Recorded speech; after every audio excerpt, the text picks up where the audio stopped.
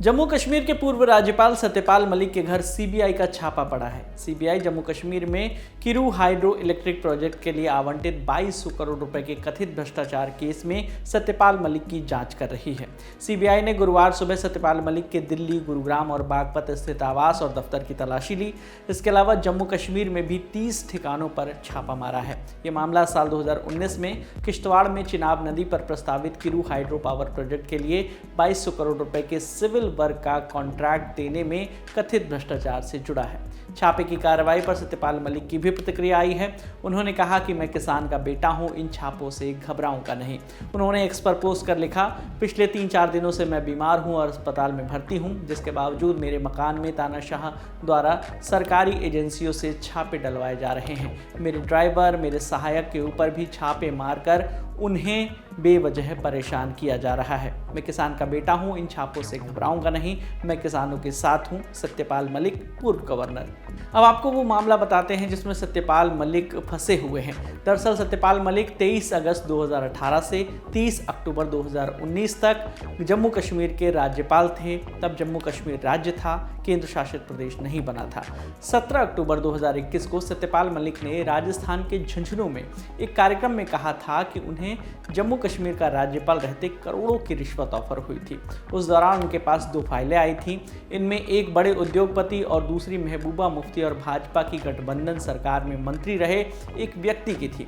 मलिक ने बताया था कि उनके सचिवों ने उन्हें बताया कि इसमें घोटाला है। इसके बाद उन्होंने दोनों डील रद्द कर दी थी। मलिक ने यह भी कहा था कि उन्हें दोनों फाइलों के लिए 150 करोड़ रुपए देने का ऑफर दिया गया था, जिसे उन्होंने इनकार कर दिया। इसमें से एक फाइल आरएसएस नेता से जुड़ी हुई बताई गई थी। तब मलिक ने कहा था कि मैं कुर्ता पाजामे के साथ आया हूं और सिर्फ उसी के साथ यहां से चला जाऊंगा। जब सीबीआई पूछेगी तो मैं ऑफर देने वालों के नाम भी बता दूंगा। इन आरोपों के आधार पर सीबीआई ने अप्रैल 2022 में 2 मामले दर्ज किए थे। 14 जगहों पर छापे भी मारे थे। इन 2 मामलों में अनिल अंबानी की रिलायंस जनरल इंश्योरेंस कंपनी और Chenab valley power projects private limited के अधिकारियों समेत अन्य पर मामला भी दर्ज किया गया था। एजेंसी ने मलिक से भी इसी केस में पूछताछ की थी। सीबीआई के एक अधिकारी ने जानकारी दी थी कि जम्मू कश्मीर सरकार के अनुरोध पर एजेंसी ने 2 अलग अलग मामले दर्ज किए थे। निजी कंपनी को जम्मू कश्मीर कर्मचारी स्वास्थ्य देखभाल बीमा योजना का ठेका देने में लगभग 60 करोड़ रुपए के घोटाले के आरोप और 2019 में Kiru hydro electric power project के सिविल कार्यों का 2200 करोड़ रुपए का ठेका एक निजी फर्म को देने में कदाचार के आरोप, ये 2 आरोप लगे थे।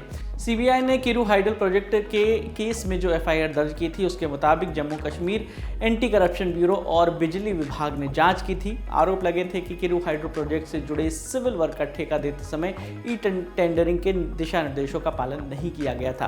हालांकि 47वीं बोर्ड बैठक में ई टेंडरिंग के जरिए दोबारा टेंडर करने का निर्णय लिया गया था, लेकिन कथित तौर पर इसे लागू नहीं किया गया और बाद में 48वीं बोर्ड बैठक में 47वीं बोर्ड बैठक का निर्णय पलट भी दिया गया था। इस खबर में फिलहाल इतना ही। इस मुद्दे पर आपकी जो भी राय है हमें कमेंट बॉक्स में जरूर बताइएगा। आपके लिए तमाम जानकारी जुटाई थी हमारे साथी सोमशेखर ने। मेरा नाम है विकास वर्मा। देखते रहिए दिल लल्लन टॉप। शुक्रिया।